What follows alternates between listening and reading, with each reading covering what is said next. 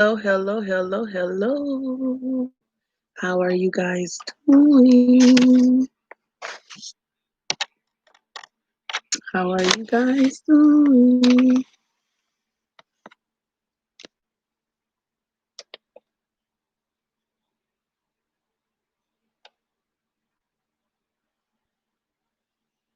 How are you guys doing? Welcome, welcome, welcome. Talk to me. So, listen, I hope you got your popcorn. I hope you got your blanket. So, I want to tell a story of how me and John first holiday, right? So again, this tonight's gonna be about story time. I'm gonna share stories and things that happen with me. Not even just about John. It's gonna be about other things as well, like in my life, testimonies, everything. It's just gonna be a story time day, so y'all can get to know me and where I came from and stuff like that. So this is about how me and John our first holiday. What's happened. So there was so much that happened, you guys. It was like we met June 2nd, and our first holiday was the 4th of July. And I put him to the test, like, because I was like, I came out of some bad relationships that was mentally and emotionally damaging. And this is what I want to say. When I met John, I wasn't ready to receive a good man and all that he has. So I was always challenging him to see where he was, because I had a lot of relationships that started off nice and started off strong, and then all of a sudden they turned. So I was scared that he was going to be nice to me, and he was going to show me his true colors once we got to going months, got to I started falling from. So I kept a fence on, and that's not the right thing to do, ladies. The right thing to do is heal and then go into a relationship and not take your old stuff that somebody did to you into your new relationship. And I'm study learning that. So that's when I met John, I was really damaged. And I didn't know how to handle him. You know what I'm saying? I didn't know how to take him. So I was constantly pressuring him, like, hey, you got to meet my mom. Hey, you got to meet my grandmother. I want to know what they say about you, because my judgment on relationship was far back. So this was our first holiday, and this was my first time bringing a man around my family. So we all get together and we do this fireworks at my granny house. And that's what we did. I cooked for him, me and my friend cooked for him and my brother. And let me tell y'all, while we was cooking, the power went out. So we cooked all this food, and about to the end, the power just shut off. So we sitting there like, man, like what to do, and so we had to wait till the power get on. That's the first, and this is in the morning. We barbecued the night before, and we was cooking the sides. And John was just a trooper. He ran to the stores. He was happy. He was excited because I believe that he didn't have a girl that cooked for him. So we tried to make this day feel special. But we finally got the food cooked. It was like 5 o'clock. Then we got dressed, and we all, with my daughter and my friend and my brother, we went to my granny house. And everybody, I'm telling you, it was the best time. Um, Everybody loved him. He was such like I was like, okay, everybody loving him.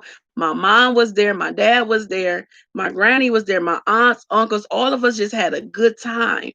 And then all of a sudden, we get called like, hey, you gotta come. My nephew, we had an emergency, and my nephew got hit with a firecracker in his eye. So we thinking it's just like the sparks might have hit him, because um they wasn't they didn't they didn't make it seem like it was serious. And we like, okay, we coming, we coming. It was like so crowded. You know, when you watch the fireworks, it's so many cars. Ambulance couldn't even get to them in time. So they calling us like, y'all need to come take them. So when we got there, the ambulance had just got there because we just made it out the crowd. Like, and they like, oh, the ambulance took him. So John was such a trooper, and we only known each other for a month at this point. And so then we get to the hospital. Like this, it was so much happening.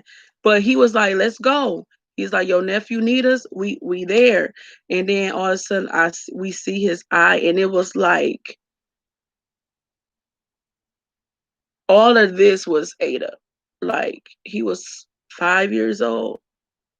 And they rushed him, they flew him to this bigger hospital called Michigan University Hospital because and I was like, John, you ain't gotta come, I know it's the 4th of July. If you wanna go, you can go. I understand. And then he was like, no, I'm with you. He was like, you here, you worried about him? Let's do this. And I'm telling y'all, we was there for like all night, all the next day, and the next day. And he was such a trooper. That's when I think I really was like, wow, I think I got the one. But it was so scary because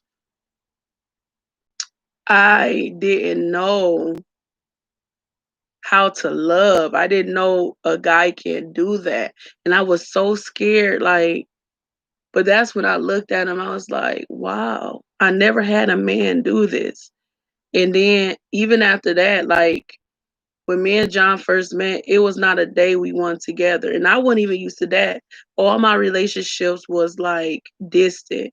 Like the guy didn't want me to be around. The guy didn't want to live with me. That the guy he didn't really want to be around me. So this was unfamiliar. And I was like, I feel like we was young and it took us to grow more. And at that time I was still like, wow, I didn't want I used to think that he was soft at that time. And I was like, oh man, you opening my doors, you doing this, you staying with me, he was taking my grandmother places, he was just doing everything. I was like, that's not what I want. I want somebody that's gonna talk back to me and hit not hit me, but argue with me. That's how young I was. Now, uh-uh. I can really appreciate everything he did. And I swear to God, and I don't, let me not swear to God. I promise you, like, it took him to leave and me to go through some things. Sometimes it take you a person to leave and you go through something to realize what you had. And I tell every woman, I'm like, listen, do not look at the person and really see them for who they are. And sometimes change is not bad. And they might not have everything that you want them to have. They might not be the type of man that you think they should be, or look like the type of man. But if they love you and they genuinely every day trying to make you happy, appreciate that. And that's what I learned from that situation. So our first date, our first holiday was so full of like craziness and spontaneous stuff that I thought he would run. Most men would just get up and just be like, I'll see you when I see you, handle your business with your family. But he did not leave my side. He did not leave my side. It was so much that went on. He was right by my side 24/7, y'all. 24/7. And now that I didn't appreciate it then, but now when I look back on it, that's why I waited so long. This is why I am trying. This is why I'm fighting for us, because he was so different and he set the bar high for other men. And Everybody like, why you waiting for him? Why? Because he made a bad mistake. He made a bad decision, but he was also good to me. And he showed me something different. And even when he was in there, he's still showing me different things. And I'm not gonna say everything is perfect. I'm not gonna say like we don't have good and bad days. No, but I am trying and he is trying. And that's all we could do, you know? And yeah, it was so like an eye opener. My mom now fell in love with him that day. And they was like, wow, April. When I tell you he slept up there with me and didn't leave me, it was like bananas. And then guess what? We moved in together right after that. So next Tuesday, I'm gonna tell y'all about the first day we moved into our house. The first time we found our house. And I love you guys. I'm not gonna be with you guys too long. But thank you for coming. Thank you for being here. And if you have any stories, anything, testimonies, anything that you would like to share, email me at April_L_Jackson@yahoo.com. Or if you want any prayer requests, I pray every Thursday. You can email me again at April_L_Jackson@yahoo.com. And guess what, you guys? Merchandise is coming. The logo is made. It's so pretty. It's so pretty. I can't wait for y'all to see it.